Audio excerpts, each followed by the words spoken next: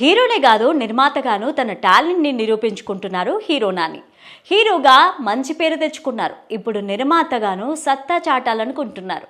నాని నిర్మాతగా వ్యవహరించిన చిత్రం కోర్ట్. ఈ సినిమా మార్చి 14న విడుదల కానుంది. తాజాగా ఈ సినిమా ప్రచారంలో భాగంగా ఇటీవలే ఓ ఇంటర్వ్యూలో పాల్గొన్నారు నాని. ఈ సందర్భంగా చిరంజీవితో జరిగిన ఓ సరదా సంభాషణను పంచుకున్నారు. నాగ చైతన్య పెళ్లిలో తాను కారు దిగి మండపంలోకి వెళ్తుంటే చిరంజీవి గారు ఎదురొచ్చారని, ప్రొడ్యూసర్ గారు బాగున్నారా అని పలకరించారని అన్నారు. వెనక అశ్విని దత్ లాంటి గొప్ప వాళ్ళెవరైనా వస్తున్నారేమోనని చూశానన్నారు. కానీ ఎవరూ లేరని, మిమ్మల్ని ప్రొడ్యూసర్ గారు అని చిరంజీవి తనకు హగ్ ఇచ్చారని నాని చెప్పారు. చిరంజీవి తనను అలా పలకరించడంతో ఆశ్చర్యపోయానన్నారు హీరో నాని. ఇక ఇదే ఇంటర్వ్యూలో ప్రియదర్శి మాట్లాడుతూ చిరంజీవి గారు కోర్టు పోస్టర్ చూసి తనను అభినందించారని చెప్పారు. నువ్వు సూట్ వేసుకున్న పోస్టర్ చూశాను, చాలా బాగున్నావు, నాని నిర్మాతగా వ్యవహరిస్తున్నాడు కదా, హిట్ అవుతుందిలే అని చిరంజీవి అన్న విషయాన్ని ప్రియదర్శి తెలిపారు.